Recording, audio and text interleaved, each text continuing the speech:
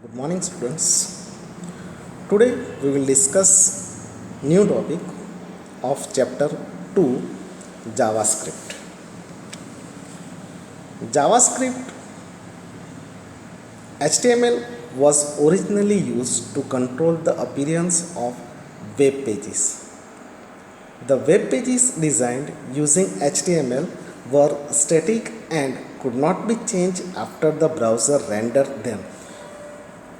However, with the growth of internet, people demanded the websites to have greater interactivity and better visual design. But HTML could only provide static web pages.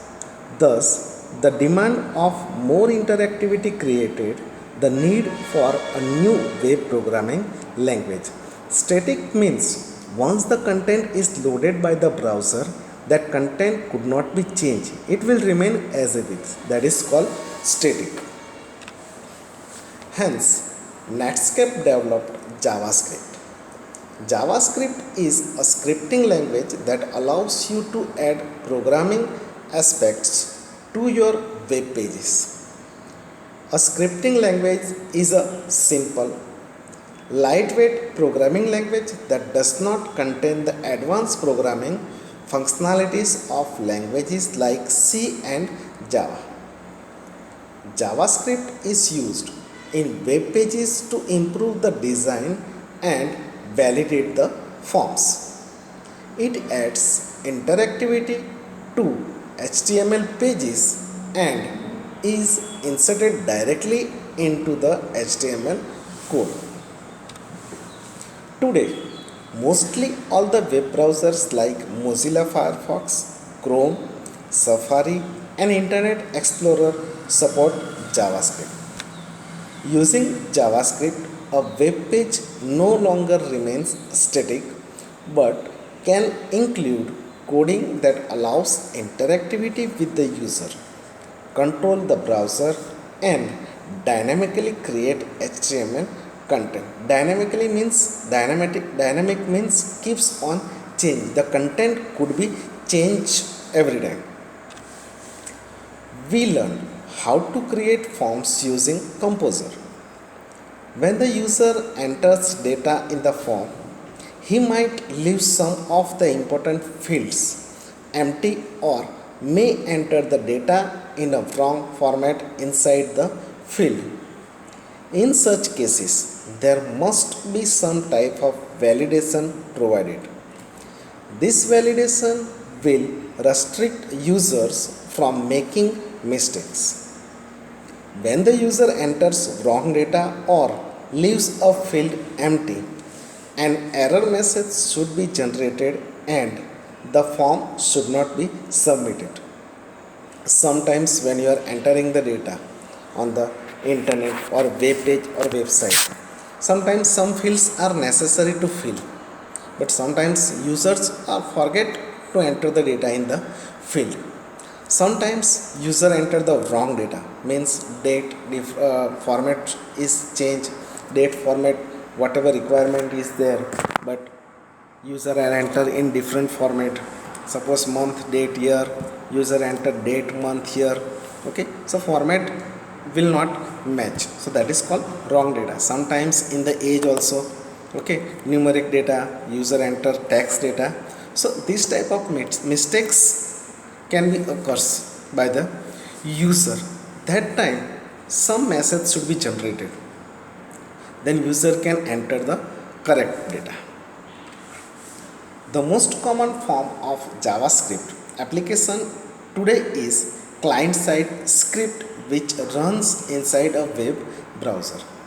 It is used to validate the data entered in the HTML forms on the client side before sending it to the servers.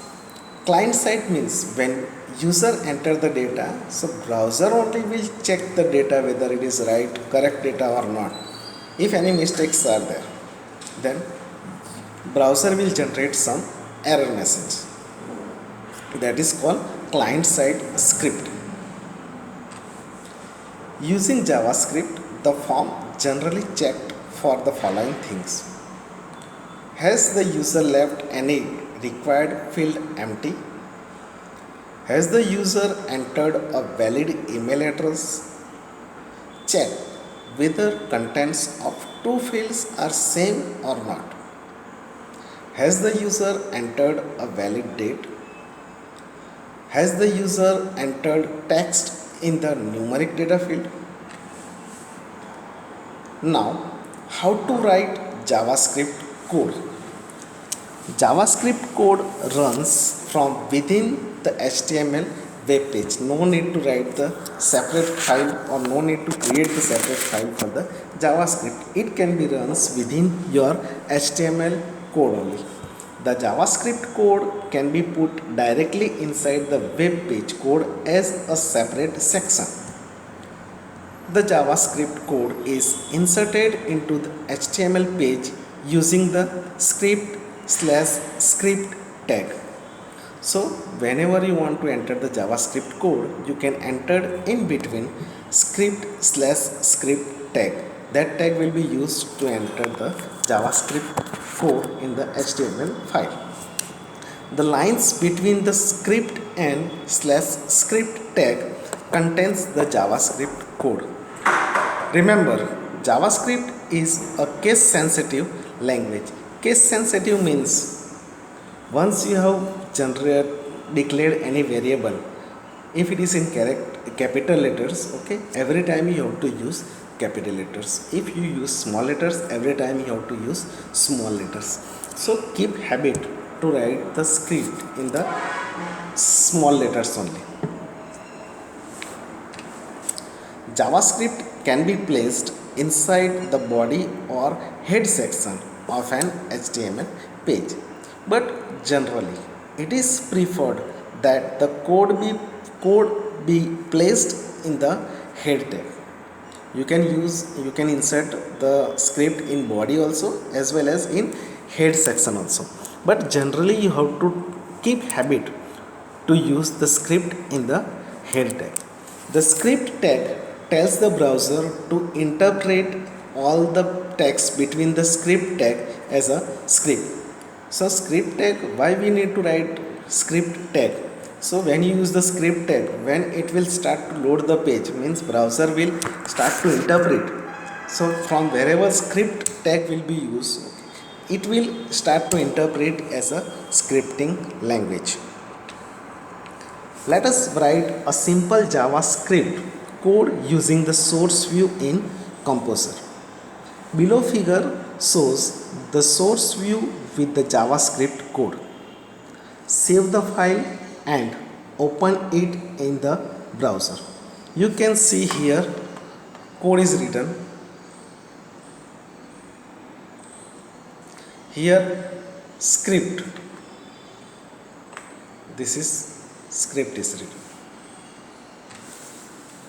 You can see in the above figure that inside the script tag we have written a single statement document.write bracket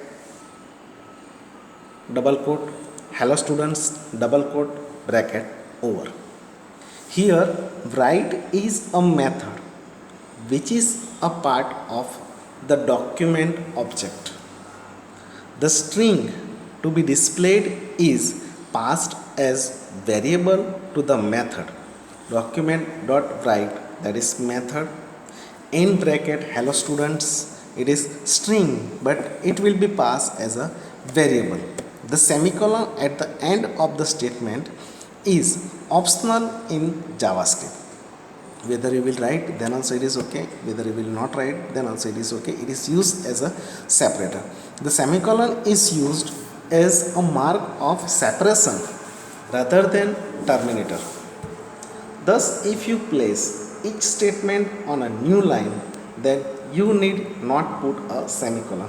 It is semicolon is used as a separator. But if you are writing each statement in a new line, so no need to put semicolon. In our example, even if we remove the semicolon after the document.write statement, the result would be same in the example given. But suppose you remove the semicolon from the example, so it will not change the output. The output would be remain as it is. However, putting a semicolon is a good programming practice. You have to keep practice to write the semicolon. The out of the code as seen in the browser is shown in below figure. Here in this figure you can see the output of your HTML code with the JavaScript. Note, JavaScript statements can be grouped together in a block. A block starts and ends with the curly bracket. If you want to make a group of the statements, so it is considered as a block, but block you have to start with curly bracket and end with the curly bracket. Within the curly brackets only you have to write the block. It's become a group of the statements. Thank you.